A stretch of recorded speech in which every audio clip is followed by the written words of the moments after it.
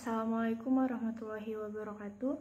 Perkenalkan, nama saya Indah Gita Cahyani dengan NIM 2001127 dari kelas Teknik Perminyakan G angkatan 2020. Dalam video kali ini saya akan menjelaskan materi praktikum dengan judul Jembatan Wheatstone yang berkode F7 pada mata kuliah Fisika Dasar 2, yang dimana mata kuliah ini diampu oleh Bapak Dharma Arunglabi, Sarjana Sains Magister Teknik. Masuk ke slide yang pertama. Di sini ada outline pembahasan. Untuk outline pembahasan di sini ada 5. Yang pertama ada pendahuluan, kedua dasar teori, ketiga metodologi, keempat analisa data dan pembahasan, dan yang terakhir atau yang kelima adalah kesimpulan dan saran. Masuk slide yang pertama. Pada outline-nya yaitu ada pendahuluan. Untuk pendahuluan di sini terbagi menjadi 3. Yang pertama ada latar belakang, yang kedua ada tujuan praktikum, dan yang ketiga ada permasalahan. Untuk latar belakang pada video kali ini, yang pertama mengenai jembatan Wheatstone merupakan suatu susunan rangkaian listrik yang dimana berguna untuk mengukur suatu tahanan yang tidak diketahui harganya atau besarannya. Nah, kegunaan dari jembatan Wheatstone ini adalah untuk mengukur nilai suatu hambatan dengan cara arus yang mengalir pada galvanometer sama dengan 0, atau karena potensial ujung-ujungnya sama besarnya. Nah, rangkaian listrik jembatan Wheatstone ini merupakan salah satu rangkaian listrik jembatan atau electrical bridge. Selanjutnya adalah tujuan praktikum.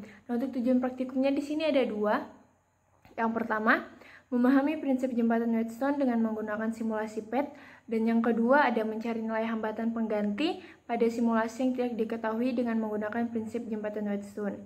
Untuk selanjutnya, yang ketiga ada permasalahan. Untuk permasalahannya di sini juga ada 2. Yang pertama, bagaimana cara kita untuk memahami prinsip jembatan Wheatstone dengan menggunakan simulasi PET, dan permasalahan yang kedua adalah bagaimana mencari nilai hambatan pengganti pada simulasi yang tidak diketahui dengan menggunakan prinsip jembatan Wheatstone.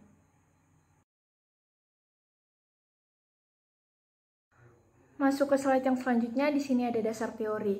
Nah, seperti yang terlihat pada layar, di situ ada gambar dari jembatan Wheatstone. Nah, jembatan Wheatstone ini adalah suatu rangkaian listrik yang berguna untuk mengukur suatu tahanan atau nilai hambatan R yang tidak diketahui besarannya.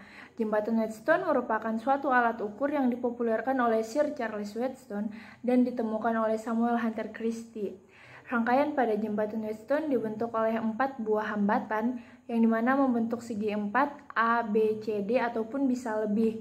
Nah, konsep pada rangkaian jembatan Wheatstone ini digunakan untuk menentukan atau mengukur salah satu nilai hambatan yang tidak diketahui besarannya.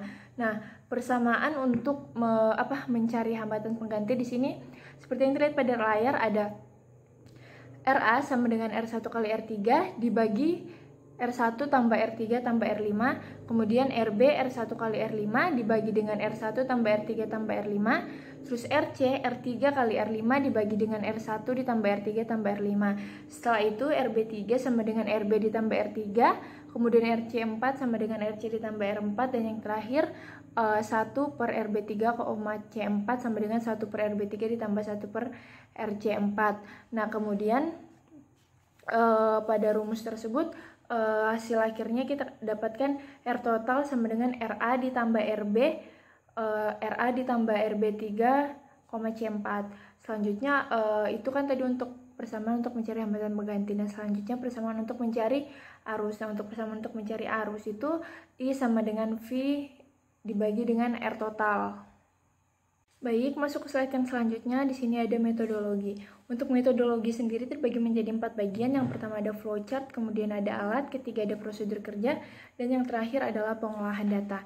Nah, untuk flowchart itu berisi diagram alir proses pengambilan data. Untuk bentuk dari diagram alirnya dapat berbentuk seperti ini, seperti yang saya buat.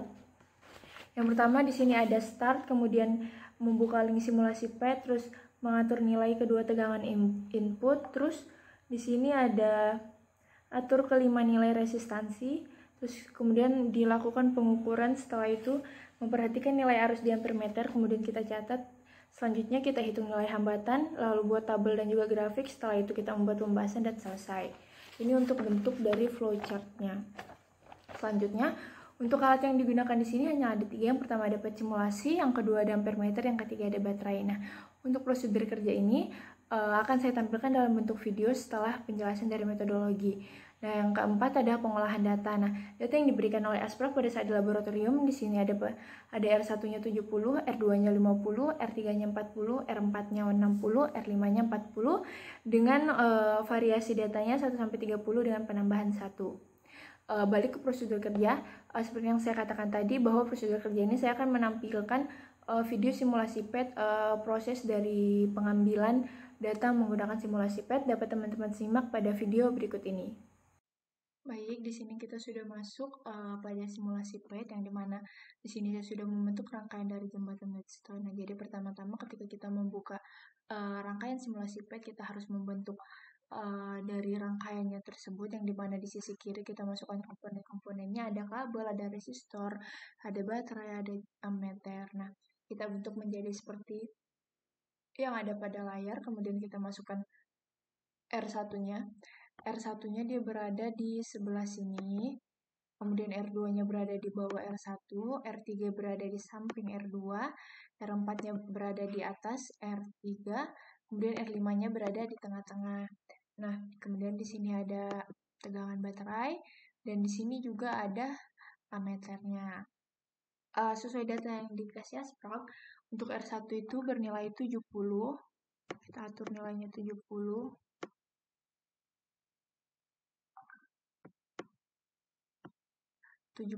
kemudian R2-nya bernilai 50, kemudian R3-nya bernilai 40,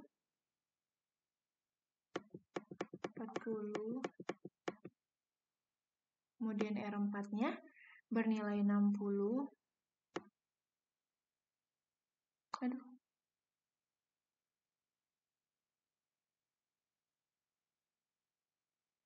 kemudian R5-nya bernilai 40. Nah, 40. Kemudian untuk tegangan baterai, di sini kita kasih variasi data 1 sampai dengan 30 dengan penambahan 1. Berarti kita coba tegangan baterainya dari 1.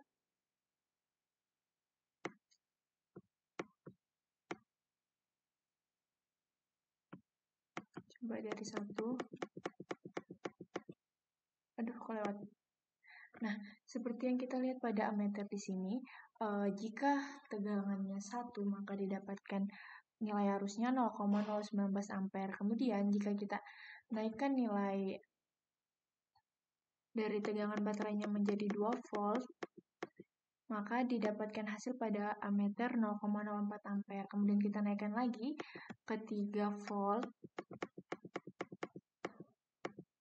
maka didapatkan hasil 0,6 ampere. Nah, begitulah proses atau cara menggunakan simulasi PET untuk tema dari judul praktikumnya jembatan Wheatstone. Nah, kemudian kita lakukan hal tersebut. Ini kan baru sampai 3 volt. Nah, ini kita ulang-ulang sampai dengan 30. Jadi penambahan 1 terus jadi kayak 1, 2, 3, 4, 5, 6, 7, 8, 9, 10 sampai 30. Nah, begitu tata cara menggunakan simulasi PET untuk praktikum dengan judul jembatan Wheatstone. Selanjutnya dapat disimak pada Baik, itulah tadi video atau tata cara menggunakan simulasi PET untuk pengambilan nilai dengan jembatan Wheatstone.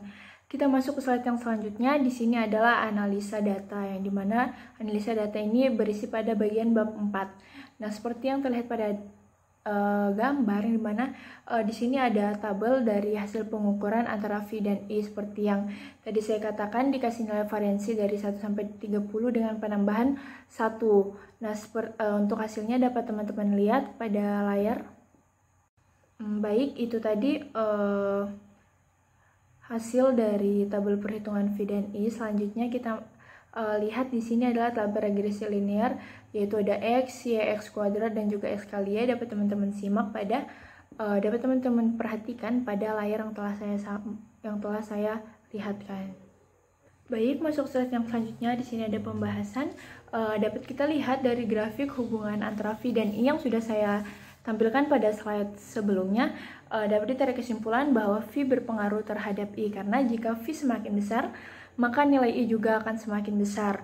Nah, setelah melakukan perhitungan regresi linear, didapatkan nilai R eksperimen 53,9624 ohm, dan didapatkan juga nilai dari R total teori yaitu 21,9061 ohm dengan nilai errornya 0,59%. Selanjutnya, masuk ke kesimpulan dan saran. Jembatan Wheatstone adalah suatu susunan rangkaian listrik guna mengukur suatu tahanan atau nilai hambatan R yang tidak diketahui nilainya. Dari percobaan diperoleh arus berbanding lurus dengan tegangan dan berbanding terbalik dengan hambatan. Artinya, semakin besar tegangan maka arus pun akan semakin besar dan semakin besar hambatan maka arus akan semakin kecil. Nah, pada perhitungan regresi linear diperoleh nilai error untuk data tersebut dengan nilai error sebesar 0,59%.